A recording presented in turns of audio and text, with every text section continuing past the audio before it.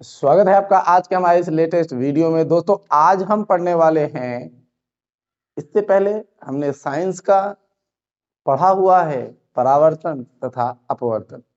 आज के इस वीडियो में हम पढ़ने वाले हैं कि वास्तव में गोलीय दर्पण क्या होता है तथा उसके ऊपर कैसे परावर्तन होता है। और लेंस के अंदर हम अपवर्तन पढ़ते हैं और गोलीय दर्पण के ऊपर हम परावर्तन पढ़ते हैं। दर्पण पर परावर्तन और लेंसों पर अपवर्तन क्यों पढ़ा जाता है ये आप अभी समझ लेंगे। दोस्तों ये वीडियो अच्छी लगेगी तो शेयर जरूर करिएगा और याद रखिएगा ये आपके बोर्ड एग्जाम से बहुत ही ज्यादा महत्वपूर्ण है, क्योंकि अगर आप देख रहे हैं कि आप कितना जल्दी प्रिपरेशन करके आगे चले जाएं तो ये बेहद जरूरी होने वाला है। तो सबसे पहले हम शुरू करते हैं कि हमारा दर्पण क्या है। दर्पण क्या है, अगर हम बात करेंगे कि हमारा मिरर क्या है अर्थात दर्पण क्या है, तो इसके लिए मिरर यानी दर्पण क्या है, इसके लिए सीधी सी बात निकल के आती है कि कोई कांच का वह पृष्ठ जिसके एक तरफ कलई किया हो, क्या किया हो, कलई किया हो, उसे हम दर्पण बोलते हैं। यानी कांच का कोई एक ऐसा पृष्ठ जिसके एक साइड में कोई लेप करा है, कोई लेप चढ़ा है तथा दूसरा साइड एकदम चिकना छोड़ा गया है, उसे हम दर्पण कहते हैं। अब बात करते हैं दर्पण कितने प्रकार के होते हैं। तो दर्पण 3 प्रकार के होते हैं। दर्पण कितने प्रकार के होते हैं, माफ करिएगा, दर्पण देखिए 2 प्रकार के होते हैं, लेकिन वास्तव में ये 3 प्रकार के कहे जाते हैं। एक आपका होता है गोलीय दर्पण, एक होता है आपका गोलीय दर्पण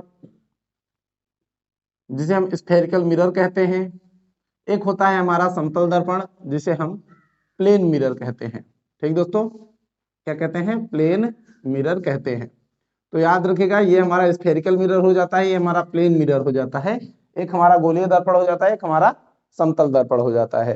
अब हमारा गोलीय दर्पण में 2 प्रकार के दर्पण आते हैं, एक हमारा होता है उत्तल और एक होता है हमारा अवतल, कॉनकेव मिरर और कॉन्वेक्स मिरर।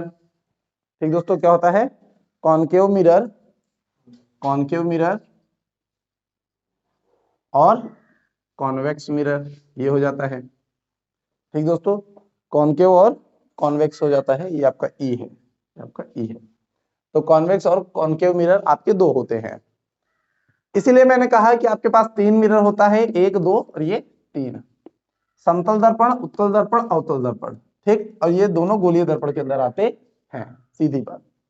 अब बात कर लें उत्तल दर्पण किसे कहते हैं, तो याद रखिएगा वह दर्पण, वह दर्पण जो किनारों पर पतला हो परंतु बीच में मोटा हो। यहाँ पर देखिए ये आपका मोटा मोटा सा दिख रहा है और यहाँ पे ये पतला है।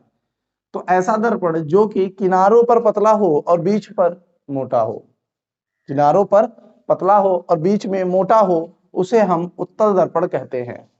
जस्ट इसी का अपोजिट अगर हम बात करें तो जिसमें किनारों पर वो मोटा हो, किनारों पर वो मोटा हो और बीच में पतला हो, उसे हम अवतल दर्पण कहते हैं।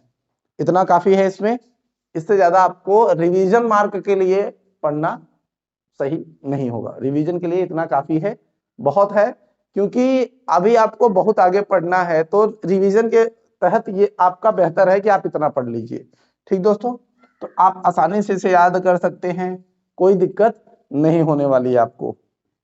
चलिए अब हम थोड़ा सा पढ़ लेते हैं दोनों के अंदर कौन कौन से जो है तथ्य होते हैं। तो हम अब बात करेंगे गोलीय दर्पण के बारे में। किसके बारे में दोस्तों, गोलीय दर्पण के बारे में। चलिए एक दर्पण हम बना लेते हैं, सेम देखिए इस तरीके से। ये हमारे पास एक दर्पण है, किस प्रकार का दर्पण है, ये हमारा अवतल दर्पण है। कैसा है, अवतल दर्पण है। कैसा है, अवतल दर्पण, अर्थात ये हमारे पास कॉनकेव मिरर है, ये हमारे पास कॉनकेव मिरर है। चलिए देखते हैं इसमें, देखिए क्या क्या चीजें होती हैं। तो सबसे पहले इसमें होती है एक मेन प्रिंसिपल यानी मुख्य अक्ष होता है, जो एकदम इसके सीधे से गया होता है, इसके सेंटर से गया होता है। तो ये होता है इसका मुख्य अक्ष। अब देखिए जो गोलीय दर्पण है वो क्या होते हैं, तो गोलीय दर्पण किसी खोखले गोले को काटकर बनाया गया दर्पण गोलीय दर्पण कहलाता है। जैसे मान लेते हैं ये कटने से पहले ये पूरा एक गोला रहा होगा, ये पूरा एक गोला रहा होगा दोस्तों। तो इसका जो केंद्र होगा, इसका जो केंद्र होगा वो गोलीय दर्पण में, वो गोलीय दर्पण में क्या कहलाता है? वक्रता केंद्र कहलाता है। क्या कहलाता है? वक्रता केंद्र कहलाता है। याद रखिएगा, इसे हम वक्रता केंद्र का नाम देते हैं। और इसके बाद अब बात करते हैं दोस्तों फोकस की। तो देखिए यहाँ पर इसका फोकस होता है, यहाँ पर इसका फोकस होता है, और ये हमारा यहाँ पर इसका ध्रुव होता है, जिसे हम P से दिखाते हैं। अब पोल से F की दूरी, पोल से F की दूरी यानी फोकस की दूरी, ये हमारी कहलाती है फोकस दूरी। क्या कहलाती है? फोकस दूरी कहलाती है। और यहां से यहां तक की दूरी अर्थात पोल तक की दूरी क्या कहलाती है? वक्रता त्रिज्या। क्या कहलाती है? वक्रता त्रिज्या। ये हमारा द्वारक है दर्पण का M2 और M1। ये हमारा दर्पण का द्वारक हो जाता है। तो हमारे पास ये सारी चीजें हैं। एक मुख्य अक्ष होता है जो यहाँ सीधे गई है। वक्रता केंद्र क्या होता है? जिस गोले से ये पूरा बना है उसका केंद्र वक्रता केंद्र कहलाता है। वक्रता केंद्र और P के बीच की ये दूरी जो होती है फोकस होती है, तथा ये हमारा ध्रुव होता है।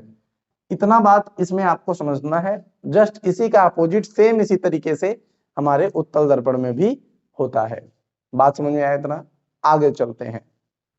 चलिए दोस्तों देखते हैं कि गोलीय दर्पण पर प्रतिबिंब बनने के कितने नियम होते हैं। तो याद रखिएगा दोस्तों, गोलीय दर्पण में प्रतिबिंब बनने के 3 नियम होते हैं। कितने होते हैं? 3 होते हैं। और 3 में से पहला नियम हम यहाँ पर आज पढ़ने वाले हैं, और दूसरा पढ़ेंगे, फिर तीसरा पढ़ेंगे।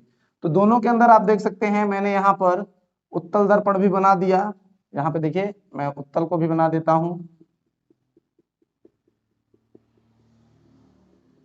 याद रखिएगा, इसको हम जो है कलई कर देते हैं। तो ये हमारा कलई किया हुआ पृष्ठ है।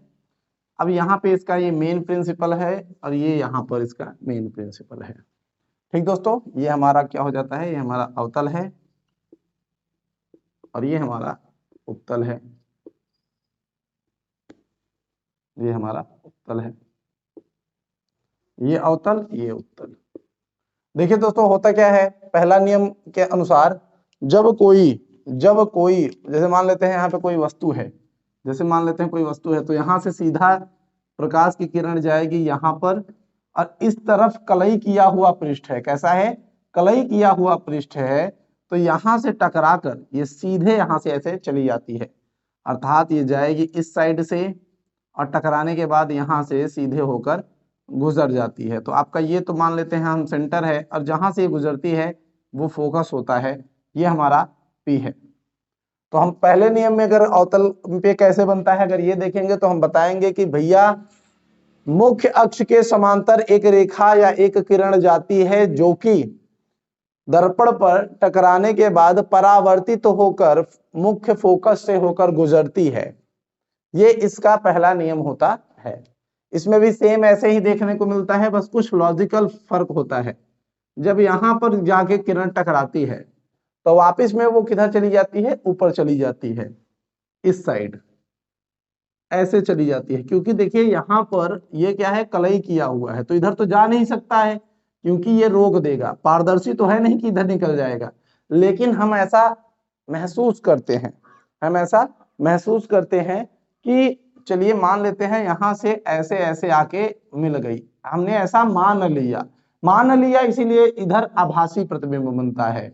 तो यहाँ पे जो फोकस होता है वो यहाँ से होके गुजरती है।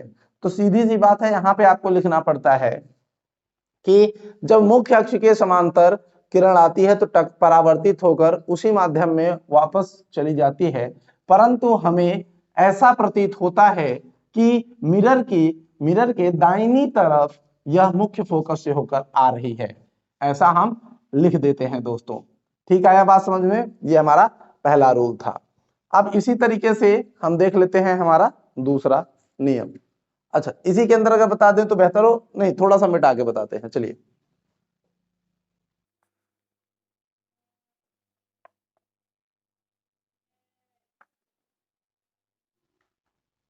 चलिए दोस्तों देख लेते हैं हम अपना दूसरा जो हमारा नियम है। दूसरे नियम में क्या होता है?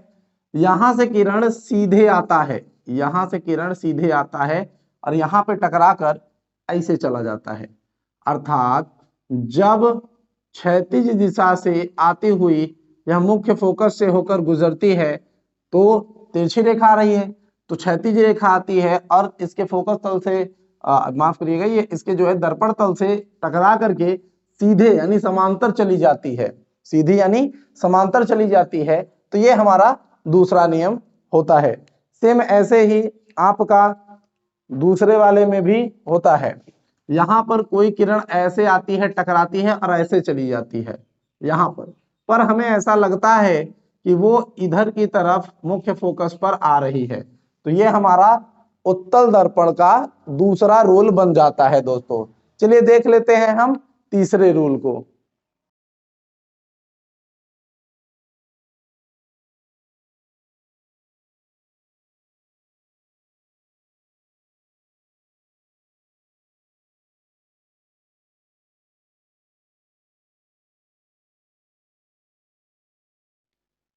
चलिए दोस्तों अब देख लेते हैं हम अपना तीसरा नियम, जो कि हमारे अवतल दर्पण पे कुछ ऐसा लगता है कि अगर कभी सेंटर से, एकदम सेंटर से होके कोई चीज गुजरेगी, अर्थात अगर सेंटर से कभी प्रकाश की किरण आती है तो वो वापस क्या होगी, उसी माध्यम में, उसी पथ पर, उसी माध्यम में, उसी पथ पर लौट जाएगी। देखिए दोस्तों, यहाँ पर किरण ऐसे आती है और टकराने के बाद वापस उसी अपने उसी दिशा में लौट जाती है, अर्थात उसी दिशा में वापस चली जाती है। और यहाँ पे क्या होता है, जस्ट जैसे ही ये आपका देखिए यहाँ पे दिख रहा है, यहाँ पे ऐसे आती है, ऐसे आती है और यहीं पर से वापस चली जाती है।